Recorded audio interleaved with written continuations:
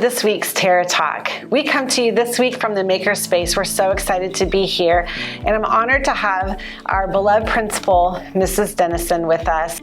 Next week in this series, we're going to be featuring Mrs. Meester is going to share with us about ChatGPT, what it is, and how Chess is preparing to utilize it in our education. I am so grateful for you leading us in this area because I am passionate about thinking about the future of education. We are approaching the quarter century mark in this century, and as I reflect back on where we were 100 years in education, I want to ensure that we're preparing our students for what's coming. And obviously none of us know, but we do know that robots are delivering food now at restaurants, and we know that ChatGPT is a real thing, and we know that our students are needing to be prepared for all kinds of things, and it's happening at a pace that we necessarily can't stay on top of. We're not afraid of that. We're preparing for it, and we are getting our kids ready for it. Share with us a little bit about what you've been reading, what you've learned, and then briefly we're going to just talk about what the next 50 years in education could look like and how we're preparing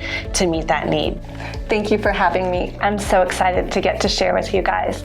I am a voracious and passionate reader, and I really love learning about education. So over spring break, I read The Smartest Kids in the World. It's fascinating to learn about the different testing strategies, the different teacher trainings in countries around the world, and the way that the countries with students that are performing highest have a lot of rigor. So The Smartest Kids in the World starts off with a story of an international critical thinking test.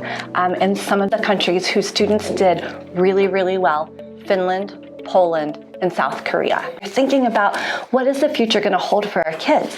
There's so many possibilities, but the things that we know that are true is our students are always going to need strong critical thinking skills. They're always going to need good communication skills, whether that is verbal communication, written communication, digital communication. We know that collaborative learning is really important. The beloved group projects, those are going to happen forever, even as an administrative team. All the time. Yes, we collaborate so much and so well together. So your students are going to need that too. And globalization. So our goal as we're moving forward in the coming years with Chess is to learn from other cultures in addition to learning about other cultures. There's so much the world can teach us, and especially post-COVID, we're set up really well to get those international connections. Thank you for that summary, Mrs. Simpson. I love hearing how other cultures have been and countries have been approaching education as we are considering how we want to continue to adapt our education to be ready for the next 50 years. What is it that you're taking away or you're thinking about, obviously, as we're constructing our plan for how we're going to respond to education in the future?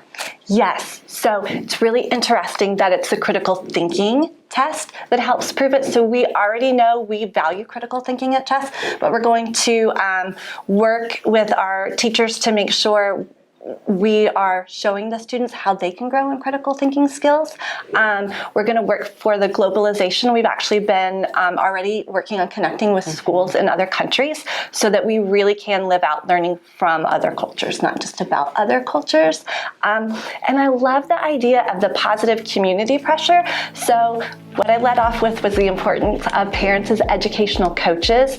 We know that you can make a difference by telling your students you appreciate what they're learning, you're encouraging them, they are able to learn new things, and you as parents can make a big difference in your students' lives by sharing with them when you are growing. A growth mindset is really beneficial no matter how old you are. That's right. Well, we grow all the time around here, just me included.